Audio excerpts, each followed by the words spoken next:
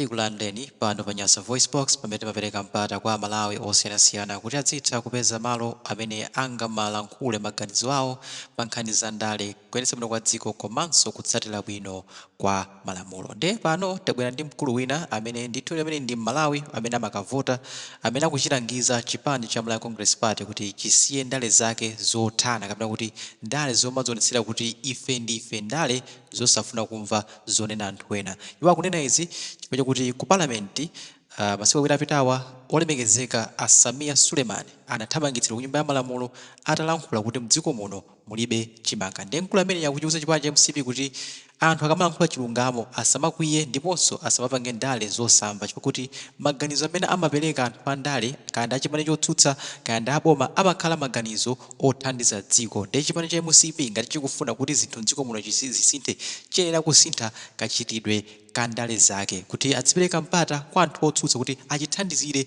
kuyendetsa dziko chifukwa kuti anthu otsutsa sikumangotsutsa zinthu zija za kunyumba kwawo koma kuti akutsutsa komanso kupereka uphungu oyendetsa dziko la Malawi kuti Malawi at the end of the day apindule. Ndite timvere mkulu ameneyi ndi kumaperonso tikupemphani kuti mukhale pomwepo nanunso kuti muyike maganizo anu kuti zimene akukamba mkulu ameneyi ndi zoona kapena inuyo simugwirizana nazo. Once again, this is Nyasa VoiceBox and we thank you for tuning in. Ndale zimene akupanga MCP ku dziko la Malawi palibe mu Africa muno boma kapena dziko kapena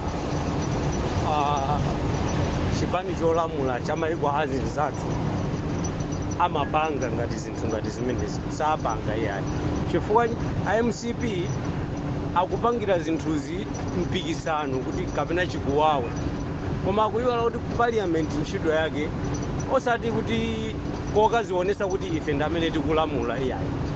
Ntchito ya ku parliament ndikukakambirana mavuto amene Amalawi akukumana nawo. Ngati mfundo ya chilungamo ndiyo mveka ikuchokera ku opposition, ntchito ya opposition ndikuthandizira. Mwina ku Malawi zinthuzi amazitengera chidani. Ntchito ya opposition ndikukonza pamene pakulakwika osati kutsutsa pachifukwa choti iwowo ali ku opposition.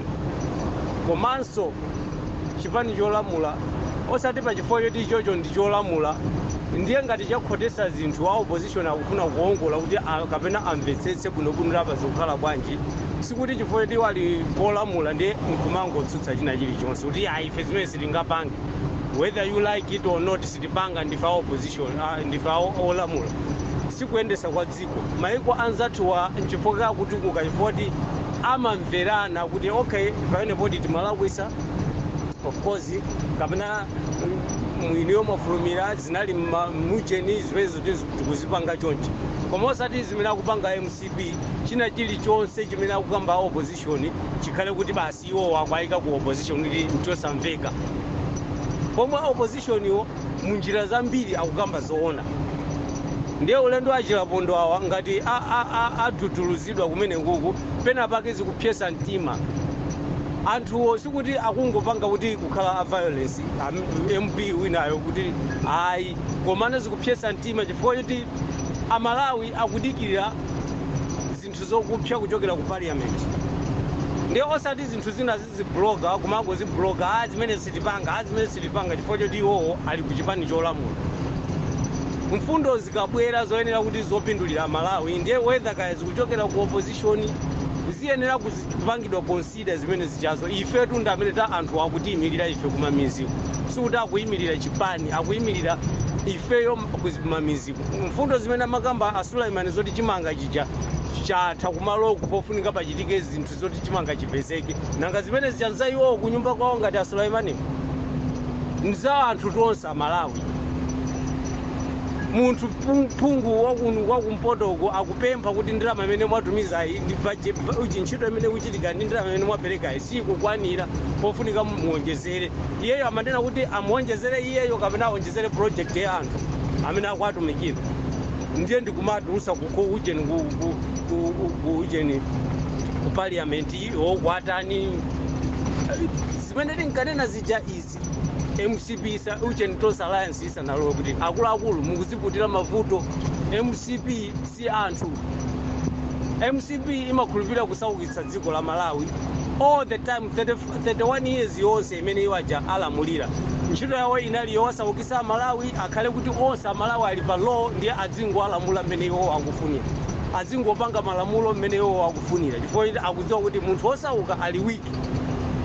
Ndi zimene akutipanga panopa kutisaukitsa, kutilepheretsa maphunziro, kuti tikhala ambuli ndiye azitipanga mmene iwo akupangira, mmene ankapangira nthawi ya MCP. Mpaka panopa ndifoketi tinkanena kuti inu MCP simasintha. Olo atadzalamulira wina wake oti kaya kuti kuposa wangwiro kumaoneka kuposa ngati mbusa amene amalowera mbusayo, kaya ndani kaya adzalowa bishop wachikatolika, koma ku MCP muzadziwa kuti chipani chimene cha mapolisi yake ndi omwewa. Chipani cha MCP olo atadzatsogolera kaya ndi shehe wa Chisilamu, kaya ndi shehe, kaya ndi bishop wa chikatolika, kaya adzalamulira ndani wa CCP, kaya adzalamulira wa Seventh Day. Chipani cha MCP nchonunkha chili ndi mapolisi oyipa. Mapolisi amenewo adzamusintha mtsogoleri ndiye olo azizazinena kuti ayi ndine wabwinobwino ene wakutuma kuti ayi osazazimvera. MCP mapolisi yake ndi ozunza. Whether president iyo adzakhala kuti ndi wabwinobwino, koma mapolisi adzamusintha akadzakhala ku chipani. Chipani si organization ndi yabwino. MCP si organization yabwino. Ifeyo achinyamata tinkalalikira nthawi imene ijayo, nthawi imeneyo chisankho chija chisanachitike chachibwereza chicha, koma tinkanyozedwa kumatukwanidwa ngati awe makadeti. Enafe tu ku Malawi tinavota kalekale ndipo tinachoka kalekale. Tinavota nthawi ya referendum, tinavota voti yomuchosa Kamuzu kumuyika Bakiri. That was the only vote we did. Enafe zonse zina zimene amanena zikolaka kunabwera Bingu, kaya kunabwera kuti Joyce Banda, kaya kuzabwera Sopita Mutalika, enafe kunalibe, koma timangotsatira ndale za kwathu mmene zimayendera.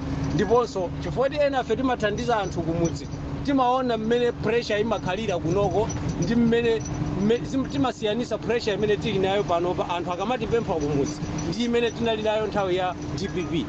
Pressure ya nthawi ya DPP anthu akakupempha kumudzi imakhalako yabola. Umati ukatumiza 50,000 umadziwa kuti cement matumba 3 akapezeka, komanso transport ndikachenji kuti munthu yomwina make akapange akaone sima ndiwo kwa 2 days. Zimachitika panopa 50,000 si kanthu, si kuphula kanthu. Panopa ukatumiza ku Malawi minimum yomuthandiza munthu kumudzi pakhomo ndi 100,000, kuti penepo ndiwo atumiza yochepetsetsa. Pomwe 100,000 nthawi ya Bingu ya ujeni ya DPP anthu amachita sokuzote komata apa ndeta atitumizira ponona. Ndi Amalawi mumafunika muziona ma differences ngati amenewo mukamafuna kupanga zinthu kapena kusapotera zinthu. Tatiyeni tikhale anthu olikonda dziko lathu, osati kumangoti ayi bosa basi bora ndikamujeni amene wakwathu ndi wachipani chakwathu ndiye ulazipanga zinthu zogontha zopweteka dziko la Malawi basi kumango musapoterabe. Zimene akuchita MCP ku Malawi ndi kuononga dziko. Chifukwa nyumba imeneyo ya parliament ntchito yake ndi kukambirana mavuto a Malawi, osati kumangoti apo tichi chikubwera kuchokera kwa opposition kumango chipanga shoot down. Iyo poti chichi kuchokera kwa opposition kumango chichita shoot down. Wa opposition akati ayankhule mfundo zothandiza Malawi kumuchita shoot down. Kuntulusa mu parliament. Mai uyu so ofunika uyu boma likazasintha uyu azazengedwe mulandu ndi ukamponya kundende chifukwa chochita defeat the ends of justice. Umene ndi mulandu okwanira. Defeating the ends of justice or abuse of power ku parliament. Amene mungamvere ka ma prosecutor uwu ndi kukuzani kuti ndi mulandu umene akuchita gotani hara mu parliament ndi mulandu, abuse of power, komanso defeating the ends of justice. She is not being neutral. Sakwathandiza Malawi.